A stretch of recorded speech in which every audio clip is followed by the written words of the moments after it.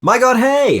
Welcome back to my Stager YouTube channel. If you're seeing my face for the first time, my name is Mickey Joe and I am obsessed with all things theatre. And today I'm going to be talking about the perhaps surprising news that the Broadway transfer of Dear Evan Hansen to the West End, currently playing at the Noel Coward Theatre, will end its run in London later this year in October. The show, which had been perceived to be very popular among UK audiences, has announced that it will play its final performance on the 22nd of October. And there are a few reasons for this which I'd like to explain to you. Because this is a very interesting situation where we have this show that was very popular when it arrived in the West End. I remember queuing for pre-sale tickets. I remember the energy at the first preview performance. I was there. It was really exciting. There was a lot of promise for this show. Everyone expected this to run an awful lot longer, and then for whatever reason, post-pandemic, it's lost a lot of the hype, the buzz, the steam that it had picked up in its initial preview period, and ticket sales dropped as a result of that. Fundamentally, when we say why is this show closing, the main reason is that ticket sales were not there to sustain its run. If the show had been selling well enough, it would still be running. But there are some other factors at play, and that's what we're going to talk about today. So the first thing that I want to mention is just this show's market. Now, when this arrived in the West End, it was a known quantity from Broadway among theatre fans. And this was at a time, a few years after Hamilton's success, when theatre fandom was really taking off again. You know, you had Come From Away, you had Hamilton, you had Dear Evan Hansen, you had Heathers, you had Mean Girls, you had Beetlejuice, and these shows had garnered a lot of popularity simply for existing at the right time and appealing to that younger generation. And when you're on social media, following a lot of like-minded people, you can live in a little bit of an echo chamber, a bit of a bubble of staginess, I sometimes call it, where you perceive things as being a lot more known and a lot more popular than they are. I am not sure that Dear Evan Hansen really made it all the way to a mainstream consciousness, and for a show to run an extended run in a big 3-tier West End house, you need for it to be quite known among tourists. And yes, Broadway tourists will know what this show was. And yes, there is some name recognition and it did some public performances, and I had some people at work who don't know musicals that well who would have said to me, oh, I want to go see that Dear Evan Hansen thing, it's meant to be really good. So it transcended a certain amount of that, but I don't think it broke all the way through the same way that Wicked has name recognition, the same way that Jersey Boys does, the same way that it's a known show that people will go and ask for at the TKTS booth. Now, they did well with their opening period. You know, they were marketing Sam Tutty as this breakthrough performance, this breakout star. He won the Olivier Award. Fantastic, great for them. They were selling it on Pasek and Paul off The Greatest Showman. Everyone was still enjoying that film enough that that was helping the show. They were riding on that success. And they had a lot of momentum behind it. But then we have a global pandemic and a shutdown of UK theatres. And when we reopened after that, when Dear Evan Hansen reopened slightly later than some other shows, it just didn't have that same enthusiasm from audiences. And there's another factor I want to talk about here. Now, when the nation has been in lockdown and so many people have been in mourning and there has been an enormous amount of death and anguish and anxiety and so many various mental health complications as a result of being shut away from our lives and disconnected from all of our friends and family and all of these terrible things that we collectively experienced, I don't know if Dear Evan Hansen is the first show that anyone wanted to go and see after that. Some people did. To some people, this show means an awful lot and it speaks to them very personally about mental health and anxiety. But more so than anything else, what I remember hearing a lot of during the lockdown was that everyone was very excited to go and see Come From Away when theatres were reopening.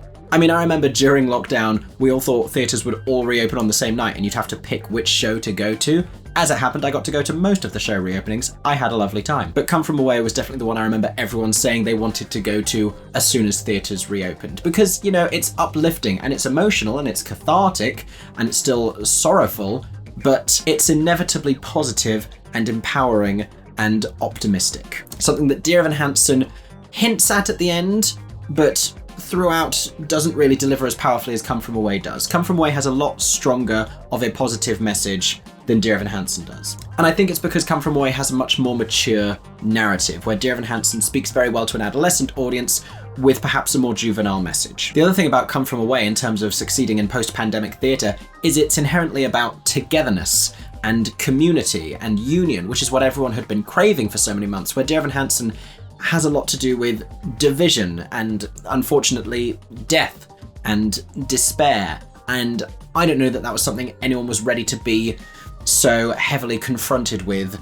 at the theatre. So I think there was definitely this shift in theatrical mood post-pandemic that did not help the production. And I did notice this after it had reopened. I was looking on the TodayTix app for rush tickets, and I remember thinking that it never used to be that easy to get rush tickets to Dear Evan Hansen at 5 o'clock in the evening for a show happening that night. That was an indication that the show might be in trouble.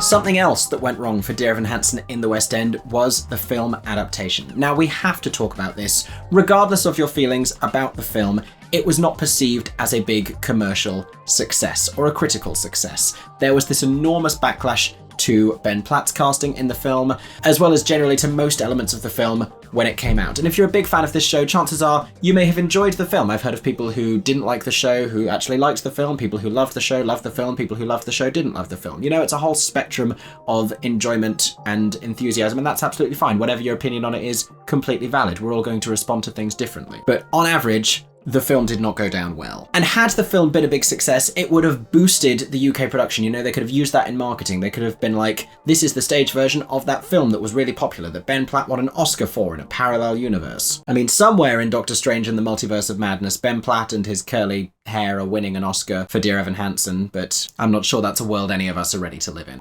So had that happened, had the film done well, it would have boosted the West End production. It would have given it more name recognition besides anything else. Unfortunately, the opposite happened, and not only did people not like the film, but it gained a negative reputation, which is kind of the worst thing that could have happened for this show. Is the film was perceived, unfortunately, it became a meme.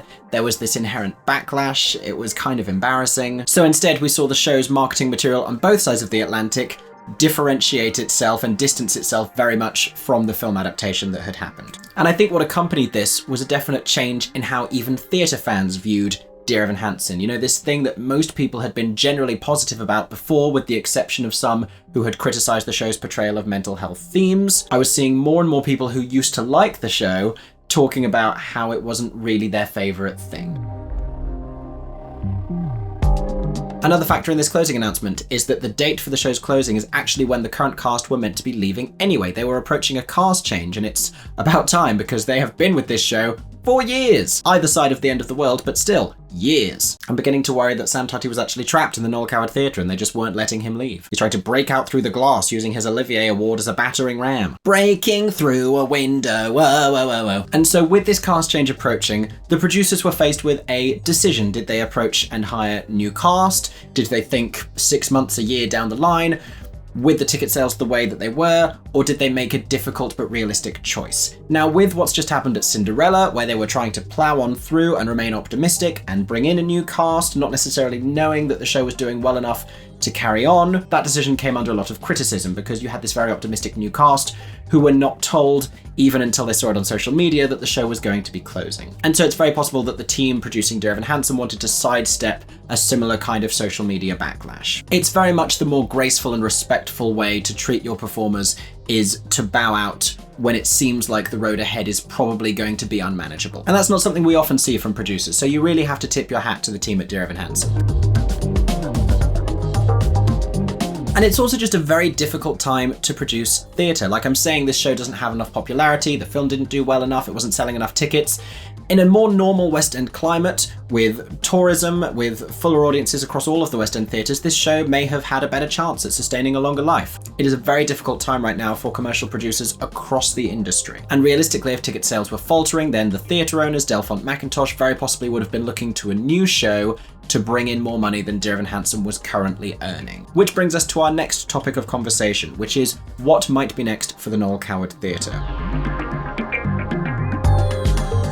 Now, I've heard various different rumblings about this. There was talk of Bedknobs and Broomsticks coming into town a while back. This particular stage at the Noel Coward is very raked, and I think that almost definitely is going to preclude it from being able to house Bedknobs and Broomsticks, because you have a flying bed on wheels. And if you put that on a raked stage, it is going to slide down into the orchestra pit and kill a man. So we're not going to do that. I, for one, would love to see the Noel Coward go back to being a venue for plays, because London has lost many of its playhouses to commercial musicals. And not that I don't love a musical. You know that I do, but I also think we do need, I was going to say a safe space for plays. We need dedicated venues for productions of plays. Like the Vaudeville has gone to 6, the Playhouse Theatre itself has gone to Cabaret. The Noel Coward Theatre is a venue that has had plays and musicals in the past, but I definitely associate it more readily with plays. That being said, the more recent rumour I have heard for the Noel Coward is another musical, and it is another American musical. Now the metaphor I'd use is that the West End right now has been like a busy car park with no spaces for a long time, and there have been 4 American musical cars trying to park up so they can get their shopping done. And right now what's happened is a bunch of cars are all leaving at the same time, and there is a frantic frenzy to try and pull into those spaces. I don't know that I'm even allowed to tell you what specifically the show is that is alleged now to be going to the Noel Coward Theatre, but if you've been paying enough attention to the shows that are coming to the West End, then you ought to know which one I'm talking about. And if you still haven't worked it out, then you haven't been listening closely enough. The other question that I have been asked is, do I think Dear Evan Hansen is going to tour? Now, the touring scene is very different to how it was even 10 years ago. You know, a lot of these bigger shows didn't always automatically tour, especially when productions were still running in London. And when Les Mis went on a tour in 2010, it was a very big deal. When Phantom did its 25th anniversary tour, that was a very big deal. Now, we're much more used to seeing tours even simultaneously with West End productions. 9 to 5 toured while being in London at the same time. The Book of Mormon toured and was in London at the same time. Matilda has done the same thing. The Lion King has done the same thing. We're definitely much more accustomed to seeing big musicals touring around the country. And I don't think that would be a problem for Dear Evan Hansen. I think it's very easy to tour that set. I mean, you could tour it to secondary school assemblies. You only need a bed and a bunch of projectors. You're fine. I also think it's always had a very similar kind of a vibe and a market to Waitress. Waitress is only as known in terms of its name for being a musical that is popular. I think the film does not have an enormous amount of recognition. So given that Waitress is touring around the country, I could definitely see Dear Evan Hansen touring as well. The casting would be very interesting because Sam Tutty could absolutely make the same choice that Jack Yarrow has made and stay with the show that has been launching his career that he has won the Olivier Award for, unless he thinks there are more opportunities for him in London, unless he is approached by other producers of other shows or encouraged by his agents to pursue other opportunities. I do think stepping away from Dear Evan Hansen would be a good choice for him. I don't think he needs to be tethered to it any longer than he already has been. And also, it must be a very emotionally draining show to perform. Add in the stress of touring regionally and trying to sort out digs and terrible rooms and random theatres across the country. That just seems like a lot. It is, however, an excellent opportunity for a new graduate or a young establishing performer, potentially one of the understudies who gave very acclaimed performances covering for Sam Tutty in the London run. If you have any thoughts on who you would like to see playing Evan if there is a Dear Evan Hansen UK tour, let me know down in the comments section. And let me know your thoughts on this generally. What other reasons do you think there might be behind the Dear Evan Hansen closing? How do you feel about it? And what show do you think we might be seeing next in the Noel Coward Theatre? Thank you so much for watching this video. I hope you enjoyed. If you did, make sure to subscribe to my channel for plenty more Stagey content coming very soon about all of your favourite shows. And if there is a specific video you would like me to make, either talking about a specific topic, reviewing a certain show, let me know that in the comments section as well. Also, if you want to support me as a Stagey content creator, head over to patreon.com/MickeyJoeTheatre, where you can support me and gain access to a bunch of exclusive photo and video content. I hope that everyone is staying safe and that you have a stagey day. For 10 more seconds, I'm Mickey Joe Theatre. Oh my god, hey. Thanks for watching, have a stagey day. Subscribe!